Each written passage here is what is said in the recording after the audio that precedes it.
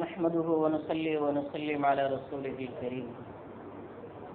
قال الله سبحانه وتعالى في القرآن المجيد والفرقان الحميد: إنا أنزلناه في ليلة القدر وما أدراك ما ليلة القدر ليلة القدر خير من 1000 شهر. وقال النبي صلى الله تعالى عليه وسلم: من قام ليلة القدر إيمانا واحتسابا غفر له ما تقدم من ذنبه ومن صام رمضان ایمانا واحتسابا غفر له ما تقدم من ذنبه. رواہ البخاری او کما قال النبی صلی اللہ تعالی علیہ وسلم. سب سے پہلے تو آپ لوگوں کو میں مبارکباد پیش کرتا ہوں. جن حافظ نے آپ کو قرآن سنایا اور یکم رمضان سے شروع ہوئے آج 23 رمضان کو ختم کیا، ان کو بھی مبارکباد پیش کرتا ہوں. اور جنہوں نے دل کے ساتھ سنا اور کھڑے ہو کر پورا قرآن پاک سنا، آپ کو بھی مبارکباد پیش کرتا ہوں. اس کا اجر تو اللہ ہی آپ کو عطا فرمائیں گے. کوئی دنیا کا انسان ایسا نہیں ہے کہ جو ہمیں اس کا بدلہ دے. قرآن کا بدلہ تو ہو ہی نہیں سکتا، قرآن کا بدل تو ہو ہی نہیں سکتا. قرآن کا بدلہ اللہ خود ہی قیامت میں عطا فرمائیں گے. حافظ قرآن سے اللہ تعالیٰ فرمائیں گے، حافظ قرآن سے اللہ فرمائیں گے: اقرأ وارتقی ورتل کما ترتل فی الدنیا فإن منزلتک عند آخر آیۃ تقرأها. اللہ قیامت کے دن فرمائیں گے حافظ قرآن سے، کیا فرمائیں گے؟ بھئی چلو، جیسے دنیا میں قرآن پڑھتے تھے، دنیا میں لوگوں کو قرآن سنایا اور شب و روز اس کی تلاوت کرتے رہے اور تراویح کے اندر پڑھتے رہے، نوافل کے اندر پڑھتے رہے، ویسے اس کی تلاوت کرتے رہے، تو آج میں تمہیں یہ مرتبہ عطا کرتا ہوں اور یہ میں تمہیں ترقی عطا کرتا ہوں اور یہ اعزاز اور اکرام کرتا ہوں کہ قرآن پڑھنا شروع کرو، قرآن پڑھنا شروع کرو، الف لام میم سے پڑھنا شروع کرو اور والناس کے آخر تک پڑھتے چلے جاؤ. جیسے دنیا کے اندر قرآن ٹھہر کر پڑھا کرتے تھے اور بڑی ہی تجوید اور ترتیل کے ساتھ پڑھتے تھے، آج قیامت کے دن میں رب ذوالجلال تمہیں حکم کر رہا ہوں کہ قرآن پڑھنا شروع کرو. الف لام میم سے، پہلی آیت سے، پہلے حرف سے اور پہلے لفظ سے قرآن پڑھنا شروع کرو اور پڑھتے چلے جاؤ، جنت کے درجات پر چڑھتے چلے جاؤ، پڑھتے چلے جاؤ اور جنت کے درجات پر چڑھتے چلے جاؤ. ہر ایک آیت کے بدلے میں ایک درجہ تمہارا بلند ہو جائے گا. ایک آیت تم نے مکمل کی تو ایک درجہ تمہارا بلند ہو جائے گا. 6666 آیات ہیں قرآن پاک کی، 6666 آیات ہیں. آپ خود اندازہ لگائیں، 6666 مرتبے اتنا بلندی پر وہ چڑھے گا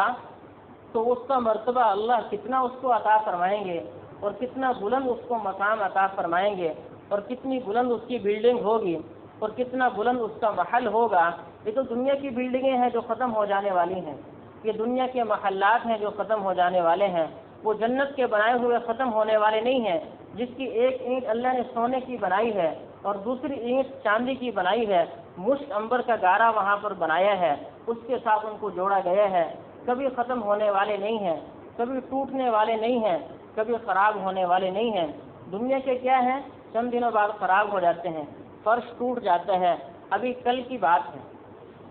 کل بارش تیز آئی ظہر کے بعد، ظہر کے ٹائم، اور بجلی بھی گری. تو ایک ساتھی بتانے لگے کہ ماسٹر سٹی میں ایک گھر ہے تو وہاں پر بجلی گری.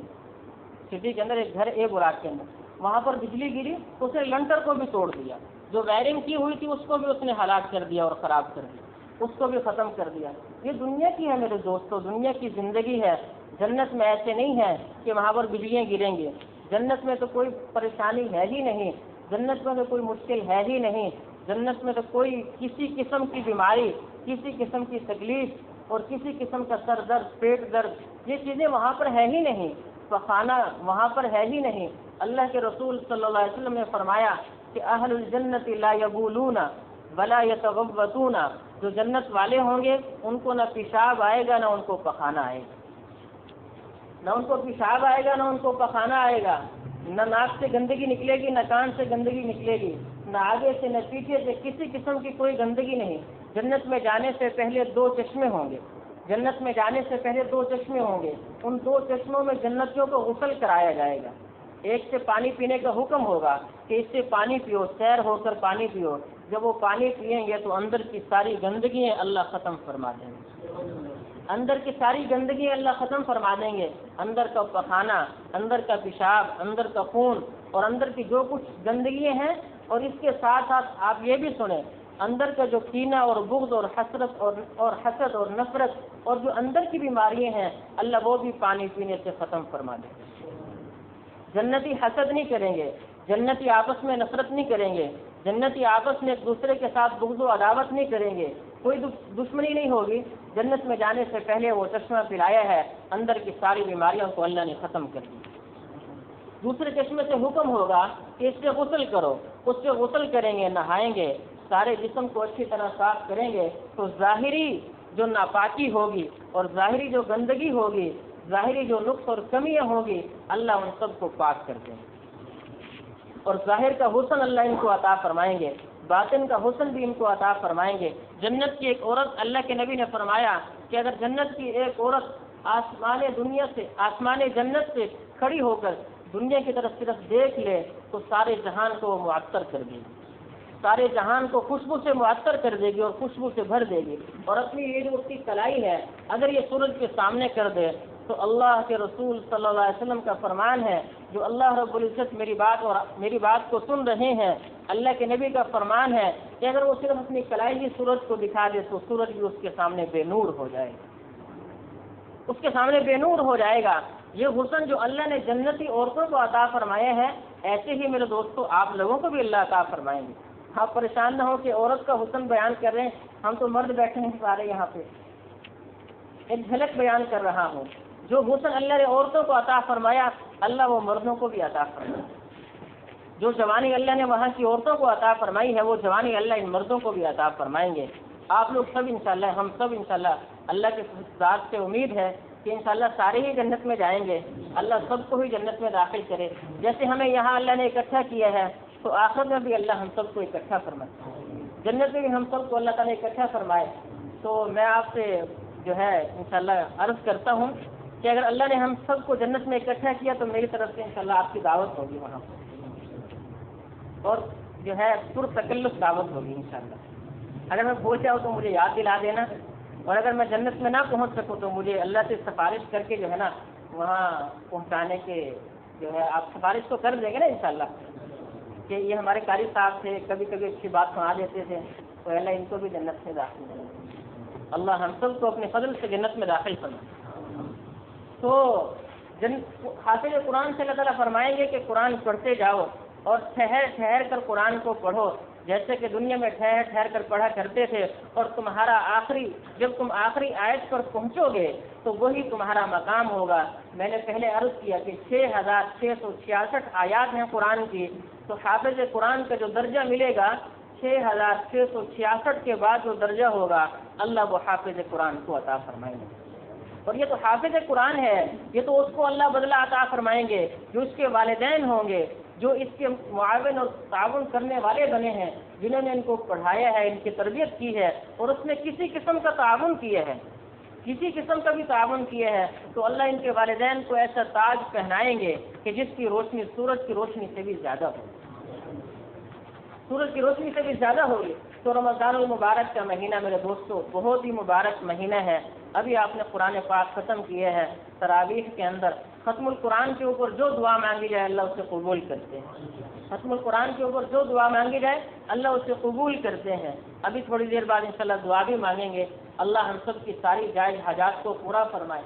تو میں عرض کر رہا تھا کہ دنیا کی زندگی کو اللہ نے مختصر بنایا ہے، اور یہ رمضان المبارک کا مہینہ ہمیں تحفے میں عطا فرمایا ہے، اور رمضان المبارک کا مہینہ بھی پہلے 2 عشرے تو گزر چکے ہیں، آخری عشرہ چل رہا ہے، اور آخری عشرے کے بھی چند ایام اور چند دن بچے ہوئے ہیں۔ ایک حدیث اور ایک قرآن کی آیت میں نے آپ کے سامنے پڑھی تھی، اس کا ترجمہ اور تشریح کرتا ہوں۔ اللہ قرآن میں فرماتا آج بھی جو ہے تاک رات ہے، اللہ کے رسول صلی اللہ علیہ وسلم نے فرمایا کہ تاک راتوں میں آخری عشرے کی جو تاک راتیں ہیں ان میں لیلۃ القدر کو تلاش کرو، لیلۃ القدر کو آخری عشرے کی تاک راتوں میں تلاش کرو۔ اللہ کے رسول صلی اللہ علیہ وسلم ایک مرتبہ صحابہ کو بتانے کے لیے باہر تشریف لائے کہ میں صحابہ کو لیلۃ القدر کے بارے میں بتاؤں، تو دیکھا کہ 2 شخص آپس میں جھگڑ رہے ہیں، 2 شخصوں کا آپس میں جھگڑا ہو رہا ہے، تو اللہ کے رسول صلی اللہ علیہ وسلم نے فرمایا کہ میں تو اس لیے آیا تھا تاکہ تمہیں لیلۃ القدر کے بارے میں بتاؤں، لیکن دو شخص آپس میں جھگڑ رہے تھے، ان کی وجہ سے مجھے بھلا دیا گیا کہ لیلۃ القدر کس رات کو ہے۔ جھگڑنا میرے دوست اتنا بری بات ہے، اتنی بری بات ہے کہ اس کی وجہ سے ہمیشہ کے لیے لیلۃ القدر کی تعین کو اللہ نے اٹھا لی،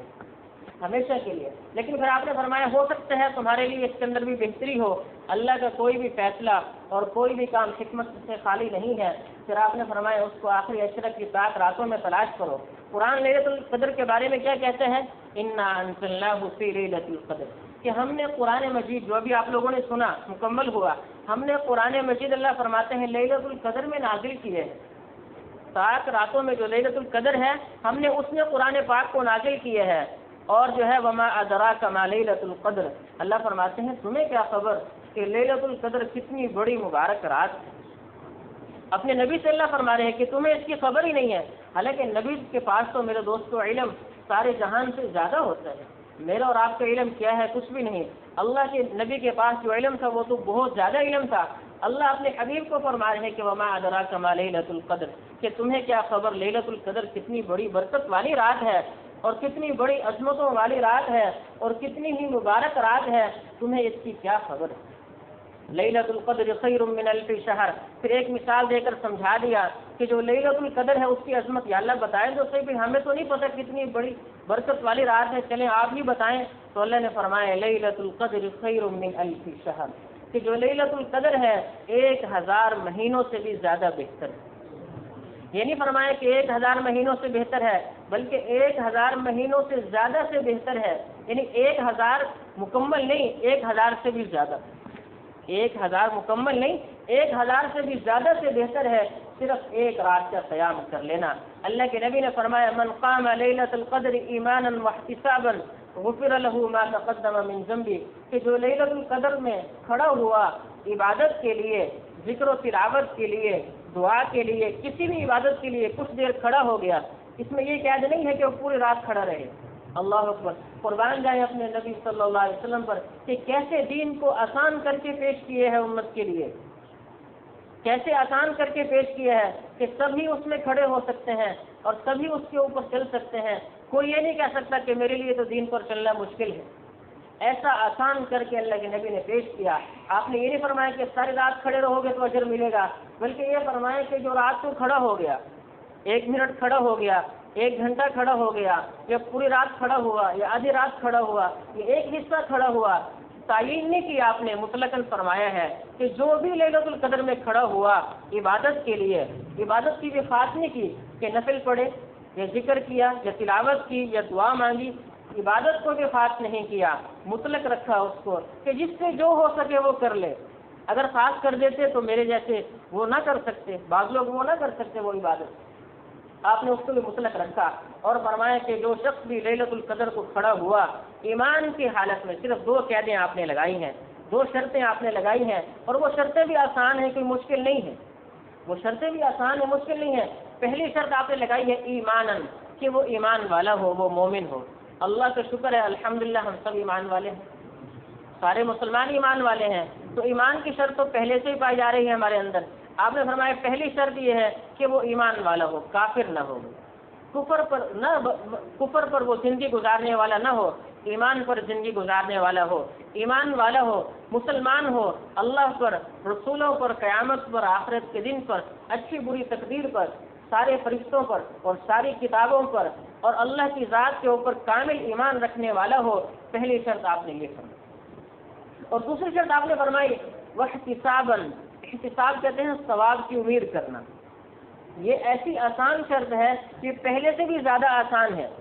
پہلی بھی آسان ہے، دوسری بھی آسان ہے، لیکن دوسری اس سے بھی زیادہ آسان ہے کہ صرف دل سے نیت کر لی۔ نیت تو ہر ایک ہی ہوتی ہے، کوئی انسان نیک کام کرتا ہے تو اسی نیت سے کرتا ہے نا کہ اللہ مجھے جنت میں داخل کریں گے، اللہ مجھے اجر دیں گے، اللہ مجھے ثواب دیں گے، اللہ میرے درجات کو بلند کریں گے، یہ تو ہماری نیت عمل کرنے سے پہلے ہی ہوتی ہے۔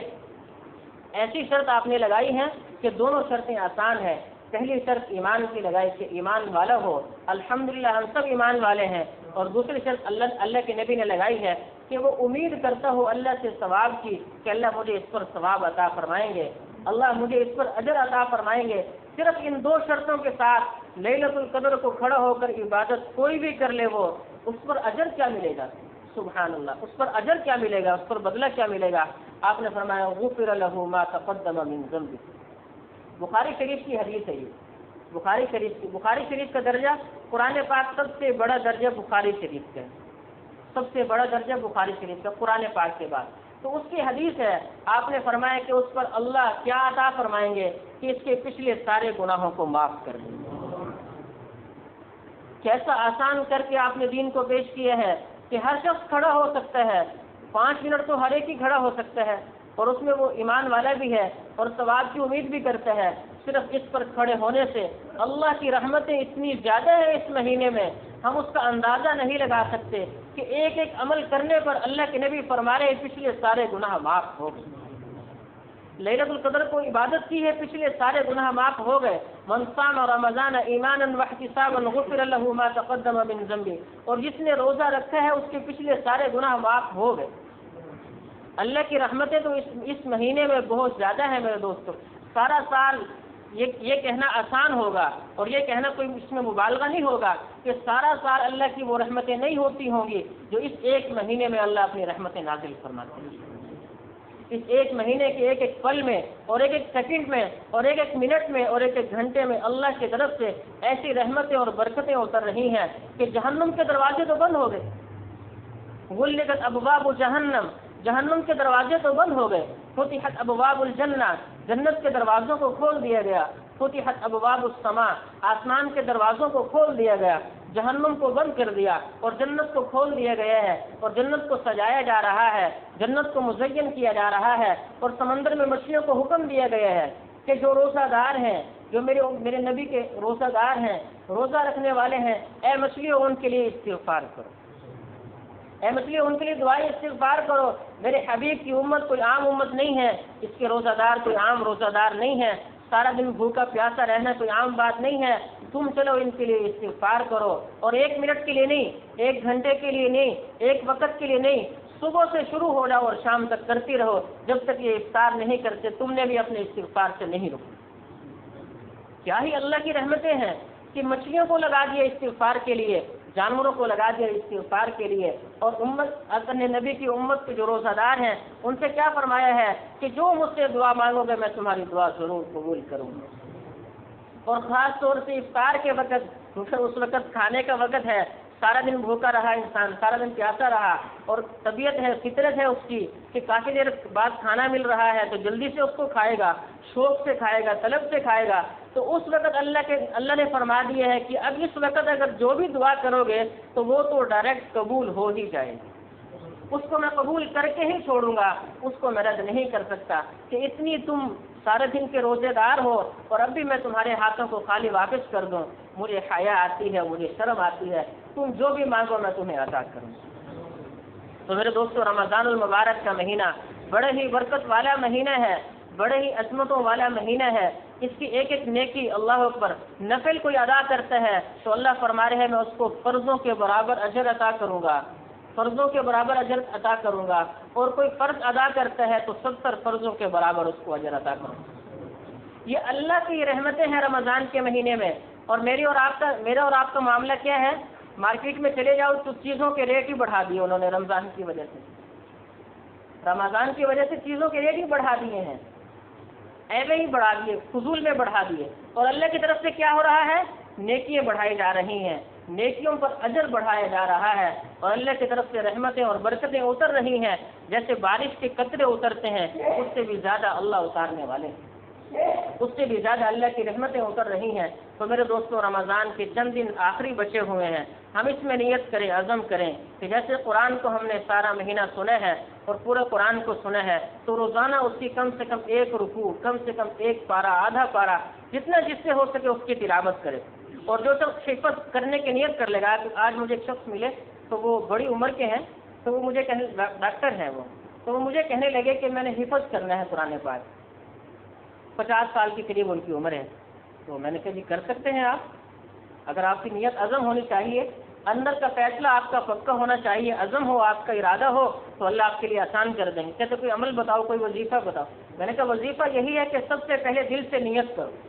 کہ دل سے عزم کرو گے، رمضان کا مہینہ ہے ویسے بھی، جو عزم کر لو گے، جو نیکی شروع کر دو گے، اللہ اس میں برکت ڈال دیں گے۔ اللہ سب سے پہلے انسان کے اندر کے عزم کو دیکھتے ہیں اور پھر اس کو ظاہر پر قوت عطا فرما دیتے ہیں۔ میں کہا آپ عزم کریں دل سے اور پھر نفل پڑھ کر اللہ سے دعا مانگے۔ اللہ تو اس رمضان کے مہینے میں ہر ایک کی دعا قبول کر رہے ہیں، پھر دعا مانگے اللہ سے اور پھر کرنا شروع کر دیں۔ اور جو سب حفظ کرنا شروع کر دے اور راستے میں اس کی موت آ جائے، ابھی حفظ مکمل نہیں ہوا، یہ کر رہا تھا، راستے میں موت آئی ہے، تو اللہ کی شفقت اور مہربانی دیکھو کہ کل قیامت کے دن اللہ اس کو حافظوں میں کھڑا فرمائیں گے، اللہ اس کو حفاظ کے ساتھ اس کا حشر فرمائیں گے۔ اسی طرح عالم ہے کہ ایک شخص نے عالم بننے کی نیت کی اور بننا شروع کر دیا اور راستے میں موت آ گئی، تو کل قیامت کے دن اس کو علماء کی صف میں کھڑا کیا جائے گا۔ تو میرے دوستو، رمضان کا مہینہ، رمضان اور قرآن دونوں کا جوڑ ہے۔ رمضان قرآن، جبریل امین آتے تھے اللہ کے نبی کے پاس اور آ کر قرآن سناتے تھے۔ کیا ہی عجیب بات ہے کہ رمضان کے مہینے میں خاص طور سے اللہ کی طرف سے حکم تھا کہ جاؤ میرے حبیب کے پاس جا کر ان کو قرآن سناؤ، ان سے قرآن سنو۔ اور جس سال آپ کا وصال ہوا ہے، جس سال آپ نے دنیا سے پردہ فرمایا ہے، اس سال رمضان کے مہینے میں ہماری عائشہ رضی اللہ تعالیٰ عنہ فرماتی ہیں کہ آپ نے جبریل امین کے ساتھ 2 مرتبہ قرآن کا دور کیے کہ آخری سال ہے، دنیا سے جانے والا ہوں تو قرآن کی زیادہ سے زیادہ تلاوت ہو جائے۔ مرنے کے بعد موقع نہیں ملے گا میرے دوستو، مرنے کے بعد پھر کوئی تلاوت نہیں ہے، پھر تو اللہ سنائیں گے اور ہم سننے والے ہوں گے، پھر ہم نہیں سنائیں گے، پھر کون سنائے گا جی؟ بولو نا، اللہ سنائے گا، رحمان پڑھ کر سنائے گا، سورہ یاسین پڑھ کر سنائیں گے، پھر ہم اللہ کو کہیں گے کہ اللہ آپ سنائیں، آپ کی باری ہے، ہم تو دنیا میں جو پڑھا تھا بس پڑھ لیا۔ اور اللہ خود فرمائیں گے کہ اب عبادات ختم ہو چکی ہیں۔ جنتی لوگ اللہ کو دیکھ کر کہیں گے، جب اللہ کو دیکھیں گے اللہ اکبر، کیا ہی منظر ہوگا، کیا ہی حسن و جمال ہوگا، اس کو تو بیان کرنے سے کوئی زبان اس کی طاقت نہیں رکھتی کہ اللہ کے حسن کو بیان کرے۔ اللہ کے حسن کو بیان کرنا کوئی عام بات نہیں میرے دوست، کسی میں ہمت نہیں کہ جو اللہ کے حسن کو بیان کرے۔ اللہ کے نبی خود فرما کر گئے ہیں، جو سارے نبیوں کے سردار اور امام ہیں، سید الاولین والآخرین ہے، خود فرمانے لگے ما عرفناک حق معرفتک وما عبدناک حق عبادتک، اے اللہ ہم آپ کی پہچان نہیں کر سکتے، جیسے آپ نے اپنے آپ کو بنایا ہے آپ ویسے ہی ہیں، ہم آپ کی معرفت بیان نہیں کر سکتے جیسے اس کا حق ہے، اور ہم آپ کی عبادت ویسے نہیں کر سکتے جیسے اس کے کرنے کا حق ہے۔ تو اللہ کے نبی خود فرما رہے ہیں، تو میں اور آپ کون ہیں جو اللہ کی حسن و جمال کو بیان کریں؟ جب جنتی دیکھیں گے تو جنتی اللہ کو دیکھیں گے، دیکھتے ہی رہیں گے، تو پھر کہیں گے کہ یا اللہ دنیا میں بغیر دیکھے آپ کو سجدے کیے تھے، بغیر دیکھے 20 رکعات تراویح کی پڑھی تھی، اور جو ہے اس میں سجدے بھی کیے اور لمبا قیام بھی تھا، حافظ صاحب پڑھتے ہی جاتے تھے، ان کو تو رکوع کرنا بھول ہی جاتا تھا اور ہم پیچھے کھڑے ہوئے تھک جاتے تھے، تو لمبے قیام بھی کیے اور رکوع بھی کیے اور سب کچھ عبادات کی ہیں بغیر دیکھے کیے ہیں۔ آج آپ ہمارے سامنے ہیں، ہم آپ کے سامنے ہیں، آج ایک سجدہ کرنے کی اجازت دیں۔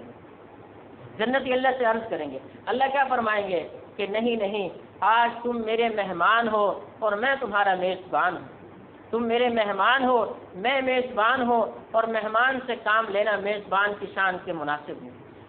میزبان کو دیو نہیں دیتا کہ وہ مہمان سے کام لے، تم تو میرے مہمان ہو، آج سجدے ختم ہو چکے، آج تلاوات ختم ہو چکی اور آج عبادتیں ختم ہو چکی ہیں، آج تو بس تم سنتے چلے جاؤ اور میں تم رب رحمان تمہیں سناتا چلا جاؤں۔ اور اللہ کے حبیب قرآن پڑھ کر سنائیں گے، داؤد علیہ السلام قرآن اپنی زبور کتاب پڑھ کر سنائیں گے، ایسی سریلی آواز تھی داؤد علیہ السلام کی کہ جب زبور اپنی کتاب کی تلاوت کرتے تھے تو جو ہے پرندے ہوا میں اڑنا روک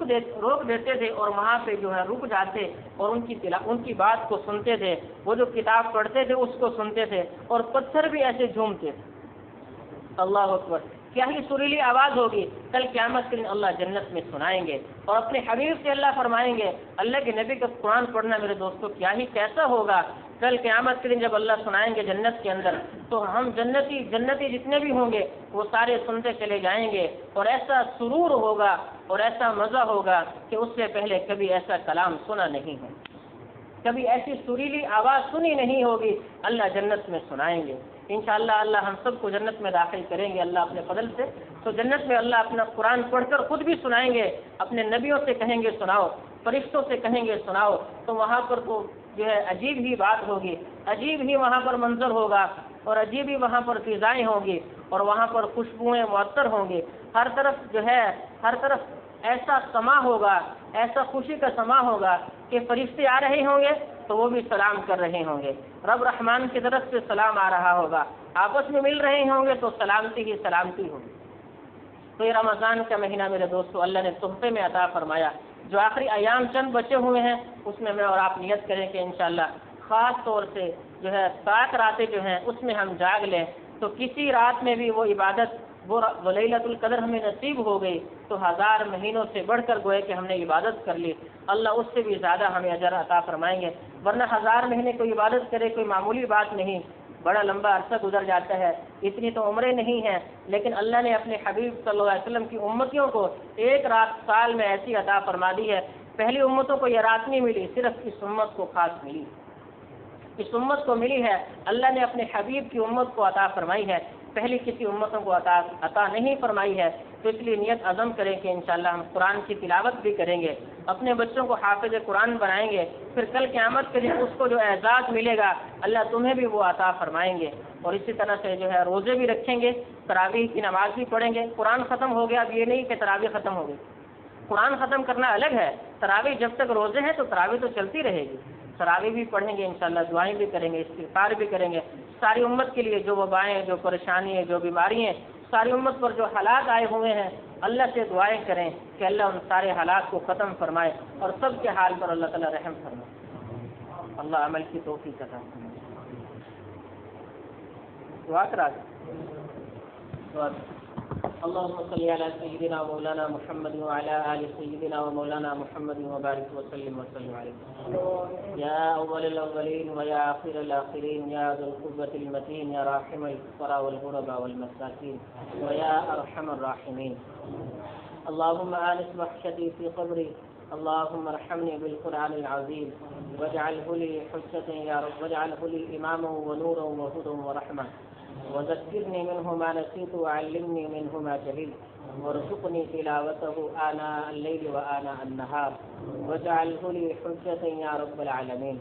اللہ ہم سب کا یہاں پر جمع ہونا قبول فرما لے، اللہ جو قرآن پاک کا ختم ہوا ہے اس میں جو کمی کوتاہی ہوئی ہے یا اللہ اس کو اپنے فضل سے معاف فرما کر اپنی بارگاہ میں یا اللہ اسے قبول فرما لے،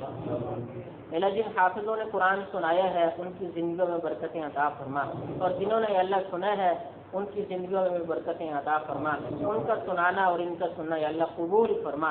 اپنی بارگاہ میں یا اللہ قبول فرما، اللہ اس کے صدقے سے